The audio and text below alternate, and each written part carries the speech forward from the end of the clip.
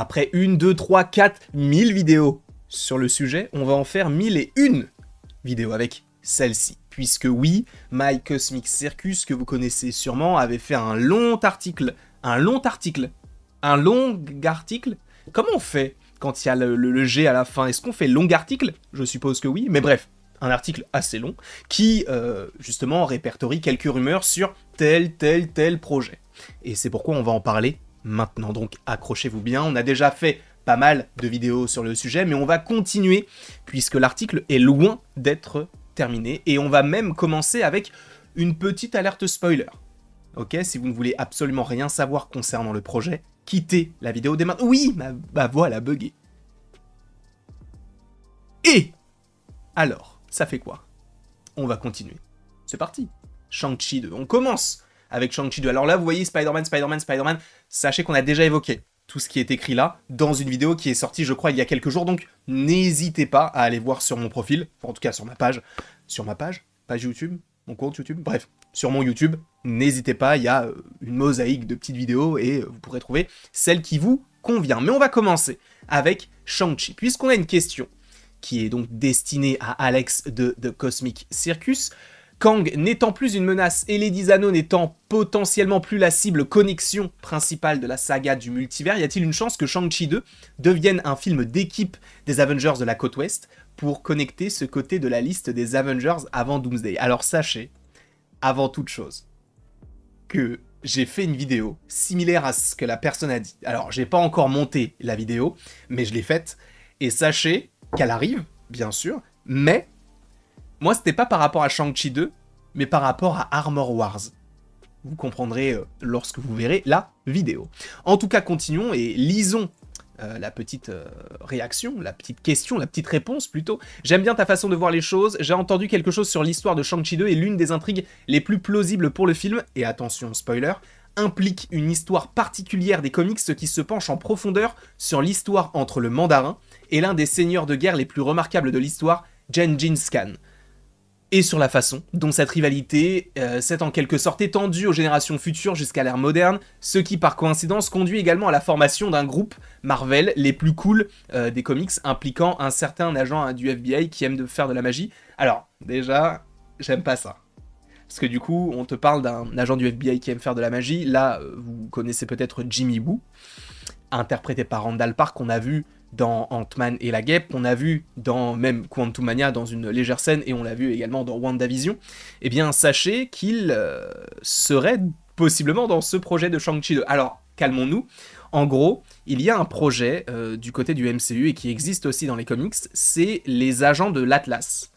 Une équipe dans laquelle on peut retrouver Jimmy Woo, et dans laquelle pourrait être du côté du MCU, Shang-Chi.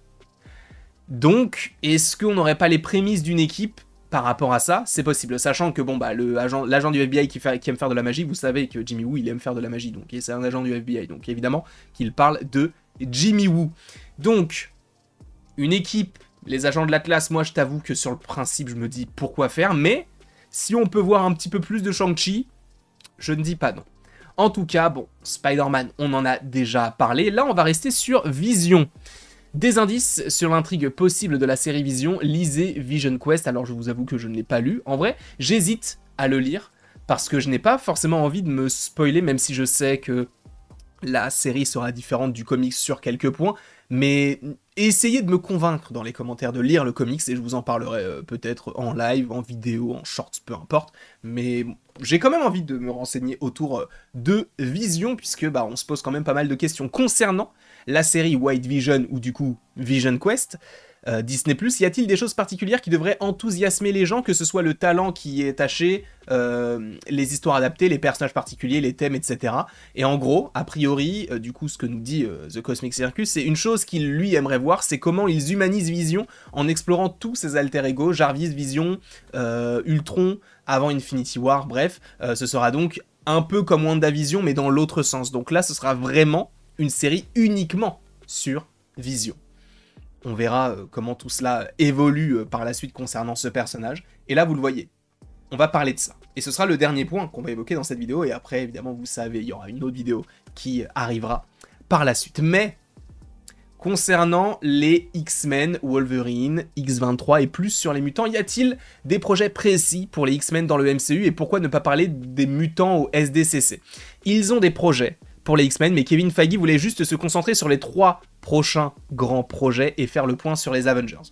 Sachant que, bah on sait que... alors je me souviens plus du nom du scénariste, mais on sait que il y a un projet, X-Men qui est en préparation. Ryan Coogler pourrait être attaché au projet, sachant que celui qui l'écrit, c'est... alors je crois que c'est Michael Leslie, en vrai. Je crois que je me suis souvenu de son nom là.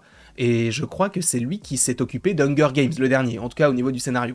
Donc moi je me dis, en vrai c'est cool, j'avais beaucoup aimé le dernier film qu'il a écrit, donc pourquoi pas. Est-ce que l'adamantium jouera un rôle dans l'avenir du MCU? Bon bah ça ce n'est pas anodin et ce n'est pas nouveau pour nous. Captain America Brave New World, adamantium, vous le savez, Tiamut, Eternals, Red Hulk, tout ça on connaît. Même si, bon, en gros, pour ceux qui ne le savent pas, Tiamut, donc ce céleste qui est sorti de la Terre dans Eternals, sera de retour dans Captain America Brave New World, et il est composé en grande partie d'adamantium, donc le métal qui est en tout cas familier à Wolverine. En gros, le métal des griffes de Wolverine, c'est de l'adamantium. Et du coup, on aura de l'adamantium via le MCU, via le céleste Tiamut, voilà, juste pour faire un petit lien avec les mutants. Je nettoie la Terre 10005. Devrions-nous prévoir... Enfin, est-ce qu'il y aura de nouveaux mutants du côté de Doomsday? Alors, je ne sais pas pourquoi il dit je nettoie la Terre. Peut-être que c'est une expression aux États-Unis, j'en sais rien. Et a priori, on ne devrait plus voir de mutants avant Doomsday et Secret Wars. Donc, a priori, pas de mutants dans Captain America, dans les Thunderbolts, dans les 4 Fantastiques. Et supposément, du coup, s'il est toujours prévu à ce moment-là, Blade. Et peut-être Shang-Chi 2 si c'est lui qui sort début 2026. Avec les X-Men en route... avez-vous entendu s'il prévoit de faire quelque chose avec Gladiator et la grande impériale Shi'ar? Alors sachez que ça, si je ne dis pas de bêtises, on l'avait déjà eu en partie du côté de la série X-Men 97. Et je vous invite fortement à aller voir cette série. Je sais qu'une partie de la prochaine saga du MCU continuera d'explorer l'espace encore plus. L'Empire Shi'ar fait définitivement partie de cette catégorie, mais j'ai entendu dire qu'il voulait du coup se concentrer en gros sur Mister Sinister. Ça on l'avait déjà vu, puisque Daniel RPK l'avait déjà repartagé il y a de cela maintenant pas mal de temps. Donc voilà, on verra bien sûr ce qu'il en est, sachant que on te parle également de... Alors attendez, parce que du coup, on te parle des agents du SHIELD, si je ne dis pas de bêtises, et il dit que c'est pas probable, enfin c'est très peu probable qu'ils reviennent, ou en tout cas qu'ils soient les mêmes dans le même univers, etc. On te parle de X-23 et on te dit qu'elle sera retour du côté des 2 films Avengers, et selon My Cosmic Circus, qui du coup ne vaut pas grand chose, parce que c'est comme si nous on faisait une vidéo, pour dire bah voilà, moi j'imagine ça, en gros lui, il pense que le film X-Men... parce que oui, je vous rappelle encore une fois qu'il y a un film X-Men, sortirait pour, bah du coup, le mois de juillet 2027, donc juste après Avengers Secret Wars, ce qui signifierait qu'en 2027, supposément, selon lui, on pourrait avoir un film Avengers et un film X-Men en 2 mois. Et ça, je trouve ça plutôt cool. En tout cas, je ne sais pas ce que vous avez pensé de tout ceci. N'hésitez pas, évidemment, à me dire ce que vous en pensez dans les commentaires. N'hésitez pas non plus à aimer, donc à partager, commenter, vous abonner, bref, faites ce que vous voulez. Et après tout ceci, il ne me reste plus qu'à vous dire à la prochaine pour la prochaine. Et là, je crois que la prochaine fois, on va parler des Young Avengers. Et je crois que c'est tout, c'est la dernière vidéo, la prochaine. Les Young Avengers et le reste de Disney. Donc ça va être plutôt sympathique, sachant qu'on va aussi parler de Man-Thing.